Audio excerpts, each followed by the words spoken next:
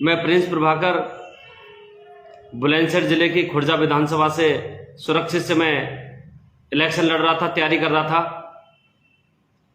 और पिछले 3-4 महीने से लगभग 3-4 महीने हो गए, पूरी टीम हमारी बहुत ज़बरदस्त तैयारी कर रही थी। और ऐसा शायद ही कोई गांव बचा होगा जिस गांव में हम लोग नहीं गए होंगे।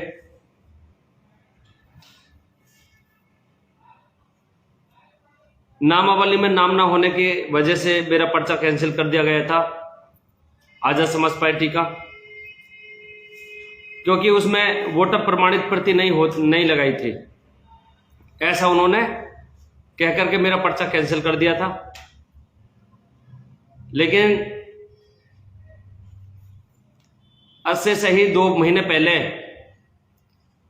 मैं अपने गांव के स्कूल में गया था। वहां BLO से मैंने फॉर्म भरवाया था।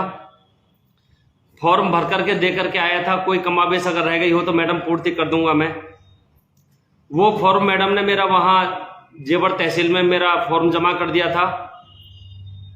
जब वहां से वोटर लिस्ट आ गई, वोटर की सूची जब आ गई थी, तो मैंने BLO मैडम को फोन करके पूछा कि मैडम मेरा नाम है क्या इस लिस्ट में, और अगर है तो उसको वेरीफाई कराना है मुझे, आप भेज दीजिए। तो उन्होंने कहा था कि भैया आपका तो नहीं है इस लिस्ट में नाम। फिर मुझे गुस्सा सा आया। मैंने कहा कि मेरा क्यों नहीं है, ये तो मैं नहीं जानती हूँ, एक बार जाकर के आप तहसील में बात कर लो। मैं वो गया वहां बात करने के लिए, तो वहां एक नंदलाल शर्मा जी हैं, उनसे मैंने बात की थी। तो वो कह रहे थे कि सर जी आपका जो फॉर्म है वो मिस हो गया था। अब समझ में तो नहीं आती कि मेरा ही फॉर्म मिस क्यों हुआ था, जो कि फॉर्म तो और भी थे, सैकड़ों फॉर्म भरे होंगे, ऐसी बात तो नहीं है, लेकिन उनमें मेरा ही फॉर्म क्यों मिस हुआ था। अब मैंने वहां पे थोड़ा गुस्साए रूप में ऊंचे स्वर में बात करना प्रयास किया। अभी तो उन्होंने कहा कि सर जी इस सब से कोई फायदा नहीं है, अभी टाइम है। मैंने 10 जनवरी को फिर से एक फॉर्म भरा, फॉर्म नंबर 6, और अपने सामने मैं उसका फॉर्म को फीड कराया। मैंने अपने सामने जब वो फॉर्म फीड कराया था, उसकी प्रति में लेकर के आया था। उन्होंने कहा कि आप सही 1 हफ्ते रुक जाइए, 1 हफ्ते बाद आपका 17 तारीख में, इट मीन्स 17 तारीख में आपका फॉर्म, आपका वोटर लिस्ट में नाम आ जाएगा। जब मैं 17 तारीख में उनके पास 16, हालांकि संपर्क में लगा रहा था, ऐसी बात तो नहीं है कि मैं छोड़ करके ही आ गया हूं। जब मैंने उनसे पूछा, संपर्क में रहा, जब मैंने उनसे कहा कि भैया मेरा वोटर लिस्ट में नाम आया, तो उन्होंने कहा सर जी अभी वोटर लिस्ट में तो नाम तो नहीं आया, लेकिन ऑनलाइन जरूर शो कर रहा है। पहचान पत्र भी मेरा आ गया था, लेकिन वोट ऑनलाइन शो कर रहा था मेरा, और उसमें उसकी वहां से वोटर कॉपी रिलीज नहीं हुई थी लखनऊ से। उसी दिन से लेकर के फिर मैं वहां SDM के पास में गया। SDM जेवर, SDM तहसीलदार वो कलेक्टेड में थे, नॉमिनेशन चल रहा था उस टाइम पे। मैंने उनसे कहा कि सर मेरा ऑनलाइन शो कर रहा है इसमें, तो आप जब मेरे पास में हार्ड कोई कॉपी नहीं है, और वहां से आप ही के पास में, क्योंकि निर्वाचन की वेबसाइट पर है, तो जब निर्वाचन की वेबसाइट पर है तो जाहिर सी बात है तुमको तो मिलनी है वो कॉपी। तो उन्होंने कहा कि नहीं हम ऐसा नहीं कर सकते। मन की सर मैं इलेक्शन लड़ रहा हूं, मेरा समाज का मुझसे विश्वास उठ जाएगा, सर आपसे रिक्वेस्ट है। बहुत मैंने रिक्वेस्ट भी किया उनसे, लेकिन उन्होंने मेरी एक बात नहीं मानी। मैंने SDM सर से, जेवर SDM, जेवर तहसीलदार, इनसे मैंने कई बार बोला था, क्योंकि जब मैं ADO के पास में जाता था निर्वाचन ऑफिस में, तो वहां बोलते थे कि हमें कोई अधिकार नहीं है सर ऑनलाइन पे वेरिफिकेशन करने का, आप एक बार ARO सर से, SDM साहब से आप बात कर लीजिए तो वो बता देंगे आपको, वो कोई रास्ता जरूर ढूंढेंगे। मैं वहां SDM सर के पास में गया, तहसीलदार सर के पास में गया, तो वो हमसे कहते हैं कि क्या करना है बताइए। बाहर गाड़ी में बात हुई थी, जब वो निकल के जा रहे थे SDM साहब, तो हमसे SDM साहब कह रहे थे अच्छा क्या करें बताइए, आप हमसे फॉर्म पूछ करके भरा था क्या, ऐसा हमसे वो बात कर रहे थे। मन की सर मैं क्या करूं आप बताइए, मेरा तो कोई कसूर नहीं है, एक फॉर्म मेरा पहले ही इन्होंने मिस कर दिया है, फिर से मैं अब फीड करा करके आया हूं, वरना 2 महीने पहले ही मेरा वोट आ जाता। कि इसमें मैं क्या कर सकता हूं। 4-5 दिन इन्होंने मुझे अच्छे से टॉर्चर किया, जेवर प्रशासन ने, तहसीलदार और SDM, और नंदलाल शर्मा और बहादुर सिंह, इन चारों लोगों ने मुझे बहुत ज्यादा टॉर्चर किया, बहुत परेशान किया। पूरे दिन इनके पीछे लगा रहता था मैं, लेकिन इन्होंने मेरी कोई सुनवाई नहीं की थी। उसके बावजूद फिर मैं कल गया था। कल मेरा स्कूटनी का 11 बजे का टाइम था। जब मैं कल गया था, मैंने पहले बात निर्वाचन ऑफिस में ही गया था। मैंने कहा सर देखना, अब तो वोटर लिस्ट डाउनलोड हो गई है, अब तो मिल ही जाएगा। कि डाउनलोड तो हो गई, लेकिन उसकी अभी हार्ड कॉपी नहीं निकली है। मैं और भी ज्यादा परेशान हो गया। उनकी लास्ट टाइम बचा हुआ है, आप बताइए कि आप डाउनलोड हो गई है, हो ही तो आप ही के पास है ना, कॉपी तो आप ही के पास आनी है ना, मेरे पास तो नहीं आनी है वो, तो आप कर दीजिए। उन्होंने 2 टूक मना कर दिया। उन्होंने कहा कि आप एसडीएम साहब से लिखवा लीजिए। एसडीएम साहब जब लिख करके दे देंगे तो एसडीएम साहब लिख करके देते हैं, हम वेरीफाई करके दे देंगे। मैंने एसडीएम साहब के पास में गया तो एसडीएम साहब ने कहा कि कुछ नहीं होना, मैं कुछ नहीं कर सकता, मेरे हाथ में कोई पावर है ही नहीं, कोई ताकत मेरे हाथ में है ही नहीं, मैं कुछ नहीं कर सकता। एसडीएम साहब ने ऐसा कहा था। मैं बहुत परेशान हो गया था, हरास हो गया था बहुत ज्यादा। मैंने कहा था उनसे, मैं करता तो मैं क्या कर सकता था, आप सोचिएगा। मैंने बोला अगर एसडीएम साहब अगर मेरा फॉर्म कैंसिल हो सकता है इसकी वजह से, तो तुम्हारे यहाँ आत्महत्या करके मर जाऊंगा मैं, क्योंकि समाज का भरोसा है, समाज का विश्वास है। समाज ने ही मेरे लिए पैसा खर्च किया है, लगाया है। मैंने इतनी मेहनत की है, वो मुझे उम्मीद भरी निगाहों से देखते हैं। भाई चंद्रशेखर आजाद साहब ने मुझ पर इतना भरोसा किया है, और भाई चंद्रशेखर आजाद साहब को मैं क्या जवाब दूंगा। उन्होंने मुझ जैसे फकीर पर यकीन किया है, मैं क्या भरोसा दूंगा, क्या भरोसा दिला पाऊंगा, क्या उनको यकीन दिला पाऊंगा, क्या उनको मैं जवाब दे पाऊंगा। तो इतने पे भी जब मैंने ये शब्द बोले तो एसडीएम साहब की आंखों में बिल्कुल भी शर्म नहीं आई, ना तहसीलदार साहब की आंखों में शर्म नहीं आई बिल्कुल भी। और इनका जो ब्राह्मणवादी उजागर चेहरा है, क्योंकि है तो दोनों ही एक, जो ब्राह्मणवादी उजागर चेहरा है वो साफ तौर से दिख रहा था। उसके बावजूद फिर मैं वहां जब मैं ये कह करके आया था, तो मुझे किसी पुलिस वाले ने कहा था कि आप एक काम करिए, एडीएम फाइनेंस मैडम से आप मिल लीजिए। एडीएम फाइनेंस मैडम कोई जरूर सॉल्यूशन निकालेंगी। एडीएम फाइनेंस मैडम के पास में गया था, मैंने एडीएम फाइनेंस को मैंने बताया। एडीएम फाइनेंस ने उनके फिर निर्वाचन विभाग के लोगों को बुलाया। उन्होंने मैडम ने उनसे कहा था, तो मैडम वो कह रहे हाँ मैडम इनका ऑनलाइन तो है, अरे तो इसको भेजिए वहां। उसके बावजूद भी एक शर्मा जी हैं वहां जो वेरीफाई करके देते हैं, उन शर्मा जी ने 1.5 घंटा लगा दिया। 5 मिनट के काम में शर्मा जी ने 1.5 घंटा लगा दिया। बार बार मैं रिक्वेस्ट कर रहा था कि मेरा फॉर्म, वो मेरा मोबाइल मिस हो गया है, मेरे चश्मा मिस हो गए, मोहर मुझे ढूंढनी पड़ेगी, मैं करने वाला नहीं था। सर करते थे, वो आज आए नहीं यहाँ, वो छुट्टी पर चले गए हैं। इधर उधर से उन्होंने 1.5 घंटे में ये काम मुझे कर करके दिया। जब मैं वहां से यहाँ आया तो आते आते मुझे 1:30 बज गया। 1:30 बज गया, मैंने यहाँ सबमिट करी, दे तो दिया था वोटर प्रमाणित प्रति जो थी वो दे तो दी थी उन्होंने, लेकिन उसका स्क्रूटनी का टाइम जो था वो 11 बजे का था। अब 11 बजे का स्क्रूटनी का टाइम था, यहाँ इन्होंने 11 बजे, जब मैं 1:30 बजे में पहुंचा था मैडम के पास में, तो मैडम ने कहा मुझे कि प्रिंस जी आपका तो पर्चा कैंसिल होगा। मन की मैडम ऐसे कैसे होगा? बोलेगा आप 11 बजे तक का स्क्रूटनी का टाइम था और आप इतना टाइम लगा दिए हैं इसमें, तो कहां से हो पाएगा, आप बताइए हम कैसे सेलेक्ट करें। तो मैंने मैडम से कहा था मैडम मेरा इसमें कसूर है तो बताइए। हालांकि नरेंद्र मोदी जी ये कहते हैं ऑनलाइन सिस्टम चलना चाहिए, ऑनलाइन होना चाहिए, इस तरह से ऑनलाइन है तो भाई ऑनलाइन सिस्टम से मैं लेट हो रहा हूं, मेरा कसूर तो बताओ कौन सा रहा है इसमें। तो मेरा कोई कसूर उसमें नहीं था, ये सब बीजेपी की चाल है ये। और ये इसको लेकर के हमारी ये बात हमारे माननीय राष्ट्रीय अध्यक्ष साहब चंद्रशेखर साहब के पास भी ये बात पहुंच गई है। उसको लेकर के हम इनके खिलाफ याचिका दायर करेंगे और कोर्ट भी जाएंगे, सुप्रीम कोर्ट जाएंगे, हाई कोर्ट जाएंगे। इनका तो पाला भीम आर्मी से पड़ा है।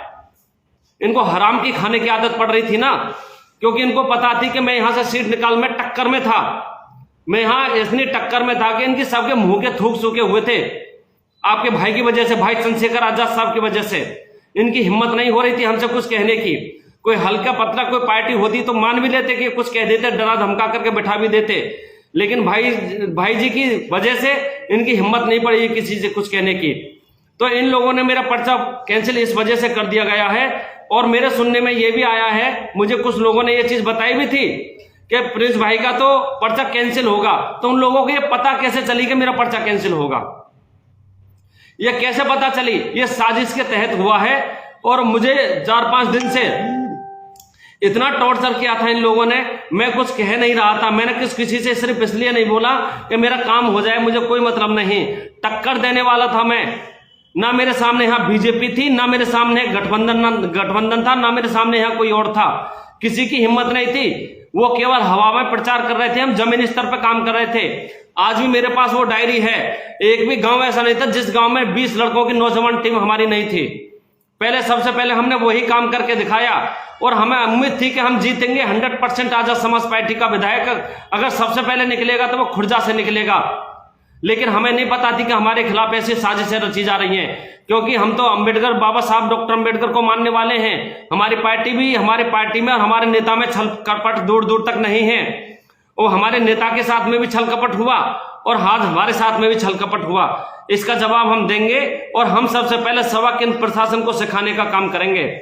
और हमने मैडम साहिबा से भी बोला था, मैडम साहिबा 11:28 पर, जब मैं नोएडा में था, 11:28 पर आपके यहां से मेरे पास में कॉल पहुंचा था कि प्रिंस जी आपकी वोटर प्रमाणित प्रति जो है वो लगी नहीं है। अगर 11 बजे ही वो वोटर प्रमाणित प्रति लगनी थी तो फिर मुझे 11:30 बजे कॉल क्यों किया? मुझे 11:15 बजे करते ना, तो क्यों 11:30 बजे मुझे कॉल किया आपने? तो इसका मतलब लेट तो आप भी थे। साजिश थी, पूरी साजिश के तहत ये काम किया गया है। तो इसलिए हालांकि हमने भाई अपने नेता भाई चंद्रशेखर आजाद साहब के संज्ञान में ये पूरा मसला पहुंच चुका है और वो शाम को लाइव भी आएंगे, बात भी करेंगे और संदेश भी देंगे कुछ। और हमारा पर्चा कैंसिल कराने का मतलब ये होता है कि विरोधियों का डर गए, उनसे हार हजम नहीं हो रही थी, इसलिए उन्होंने हमको ये प्रमाणित कर दिया हमारा पर्चा कैंसिल करा करके कि आजाद समाज पार्टी वाला जीत रहा था। भाई चंद्रशेखर आजाद साहब जीत रहे थे, वरना कभी भी कमजोर आदमी का कैंसिल नहीं किया जाता, कभी नहीं किया जाता, वर्चस्व वाले का कैंसिल किया जाता है। तो हमारा वर्चस्व था, हम जीत रहे थे, इस वजह से उन्होंने हमारा पर्चा कैंसिल करा दिया। और रही बात जेवर के प्रशासन की, तो इनके खिलाफ तो मुकदमा होना ही है, इनके खिलाफ तो हम मुकदमा करेंगे। जो काम 5 मिनट का मुझे कल करके दिया था 1.5 घंटे में, और जो कल वो 1.5 घंटे में किया था वो पिछले 5 साल से पिछले 5 दिन से क्यों नहीं करके दिया वो? और एसडीएम साहब के बिल्कुल भी आंखों में शर्म नहीं रही, और उसके बावजूद तहसीलदार एसडीएम साहब जेवर के आंखों में बिल्कुल भी शर्म नहीं रही, और नहीं शर्म रही तहसीलदार जेवर की आंखों में। और मेरा जो नंदलाल है, नंदलाल ने कहा था कि कुछ खर्चा लगेगा, मैं आपको करा करके दे दूंगा, खर्चा दे देगा। खर्चा लेकर के वो लोग काम कर रहे हैं, तो हम उनके खिलाफ भी कानून कार्रवाई करेंगे, उनके खिलाफ मुकदमा करेंगे। अब आप भीम आर्मी तो लड़ती हुई आ रही है, संघर्ष करती हुई आ रही है, संघर्ष करना पड़ रहा है। और संघर्ष से ही हमारे नेताजी कहते हैं कि विरासत से नहीं, सियासत से राजनीति की जाती है। राष्ट्रीय तय सियासत होते हैं, विरासत से नहीं होते हैं। और रही बात इसकी कि हम किसको समर्थन करेंगे, जैसे हमारे राष्ट्रीय अध्यक्ष हमें आदेश करेंगे खुर्जा विधानसभा पे, ऐसा उसको समर्थन किया जाएगा। जैसे हमारे राष्ट्रीय अध्यक्ष साहब आदेश कर देंगे, उनके आदेश का हम लोग पालन करेंगे और उसके हिसाब से हम उनको समर्थन करेंगे। वो निर्णय है हमारे हाईकमान लेगी, हाईकमान जो आदेश करेगी हम उनके आदेश का पालन करेंगे। तो डर है, ये डर गए, इनको शर्म से अपना मुंह छपा कैसे पाते, बचा नहीं पाते अपना मुंह, क्योंकि हार का मुंह देखना पड़ता है। एक नई पार्टी से हारते ये और एक नौजवान से हारते ये, सबसे बड़ी बात ये थी। तो सम्मानित साथियों, ये मुझे इसके लिए मैं अचानक से लाइव आया हूं और मैंने अभी मीडिया में भी अभी बैठ दिया है, मैंने मीडिया में भी यही बात बोली है और हम प्रिंट मीडिया में भी इसको निकलवाने का काम करेंगे। और मीडिया निकाले या ना निकाले, सोशल मीडिया के थ्रू साथियों से अनुरोध करता हूं इस वीडियो को ज्यादा से ज्यादा शेयर करें। और कब तक रोकोगे, एक ना एक दिन तो तुम्हारा भी अंत होना ही है, एक दिन अंत होगा तुम्हारा भी, तुम रोकोगे कब तक? यहाँ कंप्रोमाइज करने वाले में से नहीं है, यहाँ डर नहीं है किसी भी प्रकार का। यहाँ कोई ईडी और यहाँ कोई ईडी का और या फिर किसी सीबीआई का कोई डर नहीं है जो हम कंप्रोमाइज करेंगे। और हमें ये भी समझ में नहीं आ रही कि उन लोगों को कैसे पता चली कि मेरा पर्चा कैंसिल हो जाएगा। मेरे सुनने में आया है, कितनी बात वो सत्य है ये बात, इस बात की मैं पुष्टि नहीं कर सकता हूं अभी, लेकिन ऐसा मेरे सुनने में आया था। उन्हें कैसे पता थी मेरा पर्चा कैंसिल होगा? ये साजिश के तहत किया गया है और हम इनके खिलाफ मुकदमा करेंगे।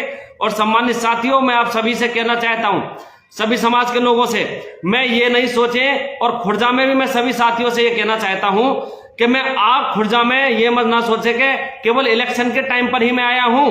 मैं 5 साल खुर्जा में रहूंगा। लोकसभा विधानसभा इलेक्शन से हमारा नेता कहते हैं कि हम तो इलेक्शन के लालच में नहीं, वोट के लालच में नहीं, हम समाज को बचाने का काम दिन रात करते हैं। हमारी बहन बेटियों पर अत्याचार होता है, दर्द हमें होता है। वो तो एयर कंडीशनर में सोते हैं और इधर सर्दियों में हीटर में सोते हैं, कंबल तान करके सो जाते हैं। और मैं खुर्जा वालों से, आपने मुझे बहुत प्यार दिया, स्नेह दिया, मैं आपका तहे दिल से शुक्रगुजार हूं और आप सबके सामने मैं नतमस्तक भी हूं। और किसी भी चीज की जरूरत पड़ेगी, मैं हमेशा आपके बीच में हमेशा खड़ा रहूंगा, हमेशा आपके साथ रहूंगा। चाहे कैसे भी कोई अत्याचार आप पर होगा, मैं हमेशा आपके साथ बना रहूंगा, खड़ा रहूंगा। लेकिन मेरे सम्मानित साथियों, इन गद्दारों को जरूर जवाब देना है आपने। ये जो गद्दारों ने हमारे साथ में गद्दारी की है, इनको जरूर जवाब देना है आपने। तो आपको देना होगा, ये जवाब देना होगा आपको। तो मेरे को सिर्फ इतनी ही बात रखनी थी आप सब लोगों के सामने, और ये साजिश के तहत मेरा हुआ है, क्योंकि इतनी मेहनत किसी के बस की बात नहीं थी। यहाँ किसी के बाप की बस की बात नहीं थी, जितनी मेहनत हमने और हमारी टीम ने, आजाद समाज पार्टी भीम आर्मी की टीम ने जितनी मेहनत की थी, दिन रात मेहनत की थी हमने। हमारे पास खास संसाधन नहीं थे, दौलत वाले नहीं थे, अपने शरीर से मेहनत करी थी हमने। भाई चंद्रशेखर आजाद साहब के संघर्ष को समाज में ले जा करके हम लोगों ने बताने का काम किया था। बहन बेटियों की लड़ाई, गरीबों की लड़ाई, आरक्षण को लेकर के लड़ाई, संविधान को लेकर के लड़ाई, बाबा साहब डॉक्टर अंबेडकर के विचारों को लेकर के लड़ाई, उन सब को ले जाकर के हम समाज के बीच में ले जाते थे और बताते थे। और हमें यहाँ ओबीसी वोट भी बहुत तादाद में मिल रहा था। दलित तो था ही था, लेकिन ओबीसी वोट भी था, मुस्लिम वोट भी था। हम सभी वर्ग से जाकर के वोट लेने का काम कर रहे थे। हमारी विचारधारा सभी को यहाँ पसंद भी आ रही थी, तब हमसे बहुत ज्यादा लोग जुड़े हुए थे। लेकिन सम्मानित साथियों, षड्यंत्र कभी हमने किया नहीं। हमने हमारे महान पुरुषों ने कभी नहीं रचा षड्यंत्र। इन लोगों ने षड्यंत्र रच करके हमारा पर्चा कैंसिल कराने का काम किया है। इनके खामियाजा को इनको भुगतना भी पड़ेगा। और हम ये कुंभ का मेला नहीं है, कुंभ का मेला नहीं है, 12 साल बाद लगेगा। इनको जवाब 2024 में लोकसभा में देंगे हम फिर से। और यहां ये खुर्जा की जनता 2024 में इसका जवाब देने के लिए तैयार है और देगी। हम इनके साथ में खड़े हैं। किसी भी समस्या की, अगर आपको कोई समस्या आती है, परेशानी आती है, तो Prince Prabhakar Bhim army Azad Samaj party का सिपाही 24 घंटा आपके बीच में खड़ा है।